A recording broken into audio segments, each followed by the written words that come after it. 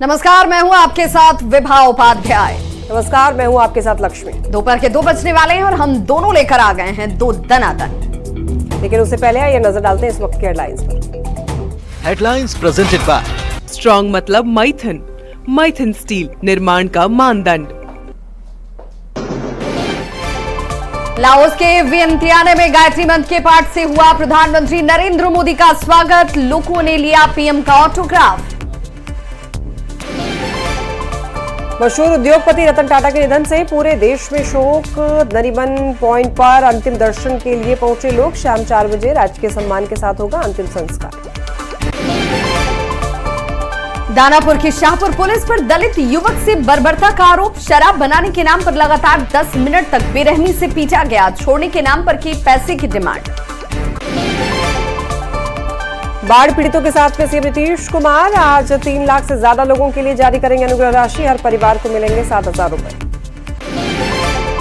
दुर्गा पूजा और दशहरा को लेकर बिहार पुलिस अलर्ट। सादे लिबास में तैनात किए गए पुलिसकर्मी। सीसीटीवी और ड्रोन से 24 घंटे निगरानी।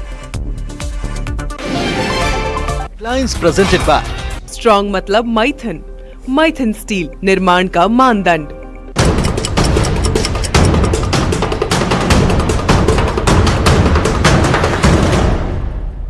और बुलेटिन में सबसे पहले बात होगी प्रधानमंत्री नरेंद्र मोदी के लाओस दौरे की, जो कई मायनों से बेहद खास माना जा रहा है। पीएम मोदी लाओस के 2 दिवसीय दौरे पर हैं। पीएम नरेंद्र मोदी वियंतियाने हवाई अड्डे पर पहुंचे और इस दौरान लाओस समुदाय के लोगों ने वियंतियाने के होटल W3 में पीएम मोदी का स्वागत किया। साथ ही हिंदी में उनका अभिवादन किया गया।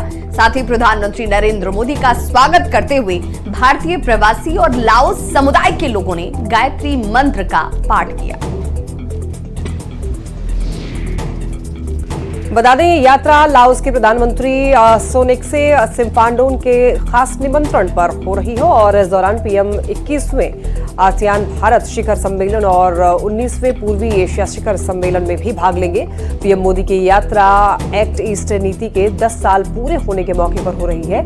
इस यात्रा के दौरान मोदी जापान के नवनियुक्त प्रधानमंत्री शिगेरू इशिबा से मुलाकात कर सकते हैं और आपको बता दें कि आसियान में दक्षिण चीन सागर में क्षेत्रीय तनाव और म्यांमार में गृह युद्ध पर भी चर्चा होगी।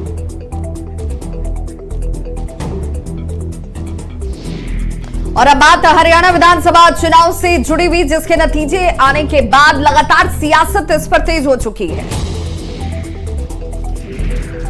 तो आज भी दिल्ली दौरे पर हैं हरियाणा के कार्यवाहक सीएम नायब सिंह सैनी। 15 अक्टूबर को शपथ ले सकते हैं, जो जानकारी इस वक्त सामने आ रही है। हरियाणा के सीएम बन सकते हैं और एक बार फिर से उन शपथ लेते हुए आपको नजर आएंगे। सूत्र ये कह रहे हैं पंचकुला के परेड ग्राउंड में शपथ ग्रहण समारोह में प्रधानमंत्री नरेंद्र मोदी भी शामिल होने वाले हैं। मुख्यमंत्री के साथ मंत्रियों को भी इस दौरान शपथ दिलाई जाएगी। 12 अक्टूबर दशहरे के बाद विधायक दल की बैठक भी होने वाली है और कई विधायकों ने इस वक्त दिल्ली में डेरा डाले हुए हैं।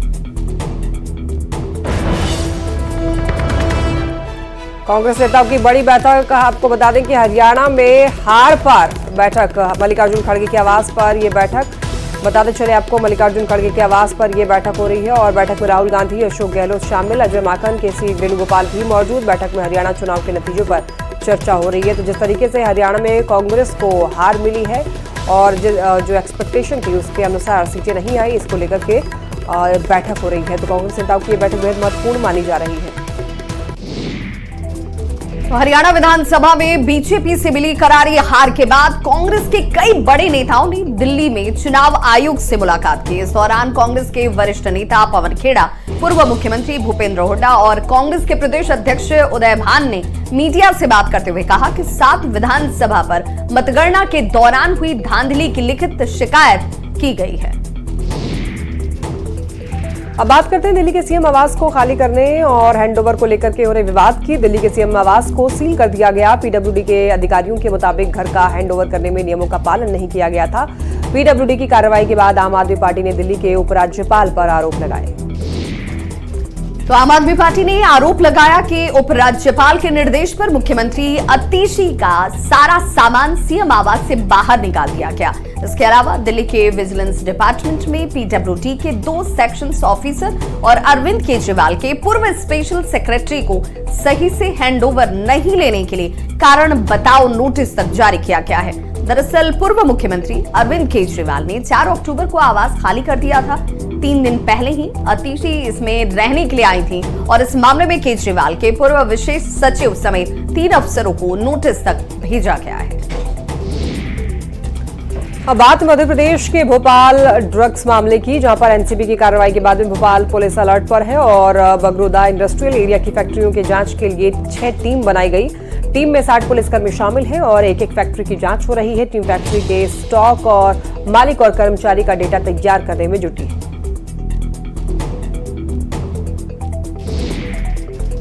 और अब बात अंधविश्वास की, जिस वजह से यूपी के मुजफ्फरनगर में 1 साल की मासूम बच्ची की हत्या का सनसनीखेज मामला सामने आया है। बच्ची की हत्या का आरोप मां बाप पर ही लगा है। पुलिस ने आरोपी माता पिता को गिरफ्तार कर लिया है। पूछताछ में दोनों ने बताया कि महिला को तरह तरह के सपने आते थे, जिसमें बार बार इस मासूम बच्ची की सपने में कोई बलि मांगता था। इसके बाद दोनों ने अपनी 1 साल की मासूम बच्ची की हत्या कर दी। इतना ही नहीं, पुलिस को गुमराह करने के लिए बच्ची के कपड़ों को जंगल में फेंक दिया। पुलिस अब बच्ची के शव की तलाश में जुटी है।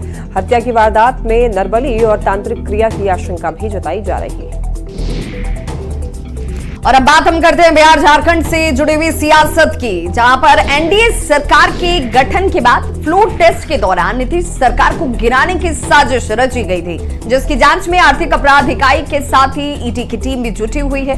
न्यूज 18 इस मामले से जुड़ी बड़ी खबर आप तक पहुंचा रहा है, क्योंकि ईओयू के सूत्र ये कहते हैं कि पूरे खेल की साजिश आरजेडी और जेडीयू के कुछ विधायकों ने मिलकर रची थी और इसे अंजाम तक पहुंचाने का काम जेडीयू एमएलए डॉक्टर संजीव की ओर से किया गया था। मिली जानकारी के मुताबिक doctor Sanjeev Kumar floor test के दौरान अपने कुछ विधायकों को लेकर के आरजेडी खेमे में चले जाते। उनके साथ जाने वाले विधायकों को मंत्री पद के साथ 10 करोड़ रुपए देने का ऑफर था। पुख्ता सबूत के साथ ईओयू ने ईडी को रिपोर्ट भेज दी और अब इस मामले को ईओयू और ईडी अपने स्तर से आगे बढ़ा रही है।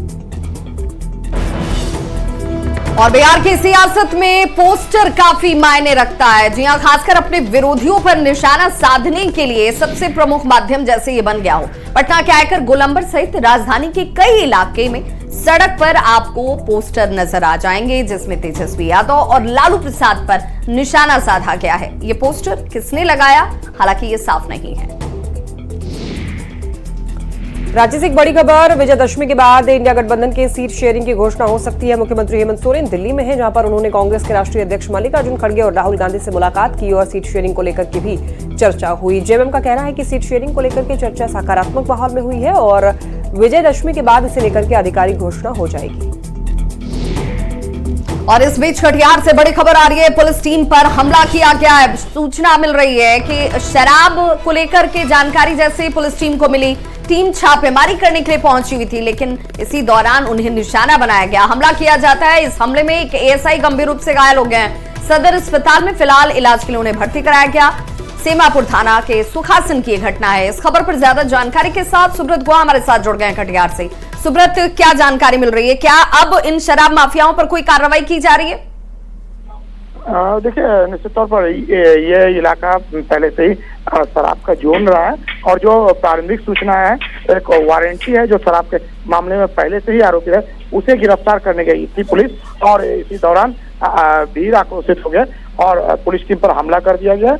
और इस दौरान पुलिस का जो राइफल है वो भी छीनने की कोशिश किया गया, जिससे राइफल का कुछ हिस्सा टूट भी गया है और एक पुलिसकर्मी पर दबिये से हाथ पर वार किया गया है। और दशरथ कुमार जो घायल है, उनका इलाज फिलहाल सदर अस्पताल में चल रहा है। बड़ी अधिकारी मामले की मॉनिटरिंग कर रहे हैं और विशेष जांच के बाद ही और भी बातें सामने आ पाएगी, इस तरह फिलहाल कहा जा रहा है। बहुत बहुत शुक्रिया सुब्रत गुहा इस तमाम जानकारी के लिए।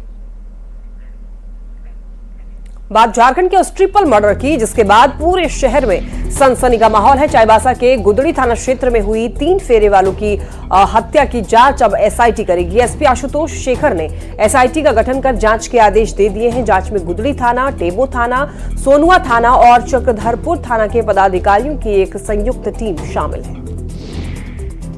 तो रविवार को गुदड़ी थाना क्षेत्र के जतरमा के पास से जंगल में बिहार निवासी 3 फेरी वालों की लाठी डंडे से पीट कर पत्थर से कूटकर हत्या कर दी गई थी। तीनों का शव पुलिस ने मंगलवार को ही बरामद किया था। तीनों फेरी वाले बिहार के रहने वाले हैं, जिनमें से 2 सगे भाई हैं, जबकि एक अन्य मोतिहारी जिले का निवासी था। पाटलिपुत्र स्टेशन पर रेल पुलिस ने 30 लाख रुपए नगद के साथ एक युवक को गिरफ्तार किया है। वो राजधानी एक्सप्रेस से रुपए लेकर के पटना पहुंचा था और खुद को ठेकेदार बता रहा है।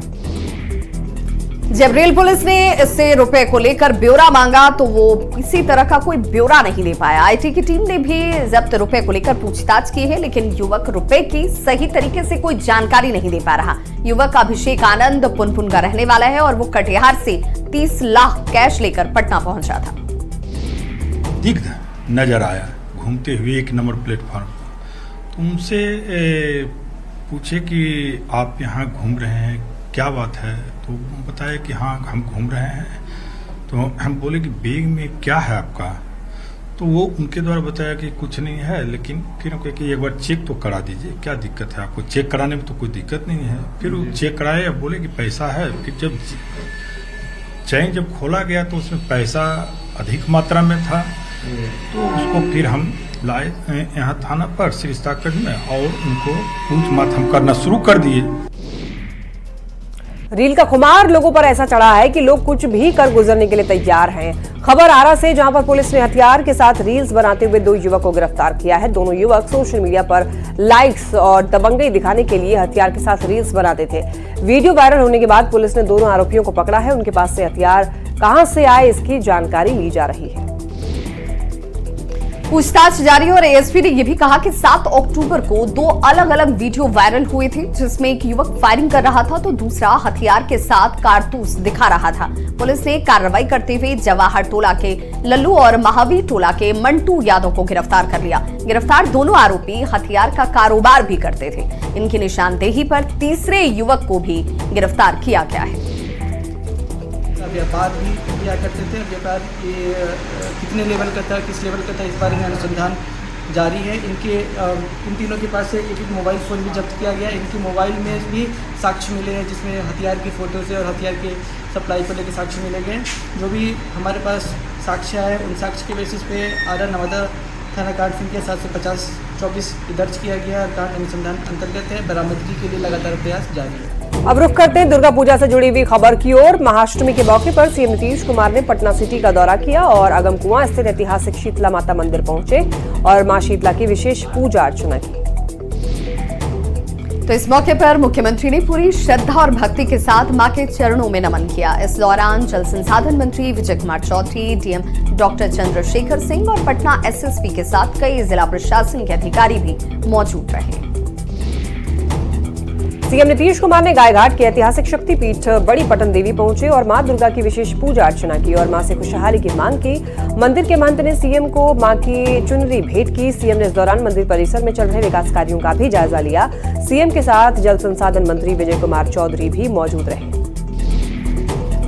वहीं मुख्यमंत्री नीतीश कुमार पटना सिटी के मारूफगंज के ऐतिहासिक बड़ी देवी मंदिर भी पहुंचे और पूजा अर्चना की। सीएम ने मां के चरणों को नमन किया और राज्य की सुख, शांति और समृद्धि की कामना की। मंदिर प्रबंधक कमेटी ने सीएम को मां की चुनरी देकर सम्मानित किया। इस मौके पर जल संसाधन मंत्री विजय चौधरी, डीएम डॉक्टर चंद्रशेखर सिंह और एसएसपी के साथ जिला प्रशासन के अधिकारियों की मौजूदगी रही।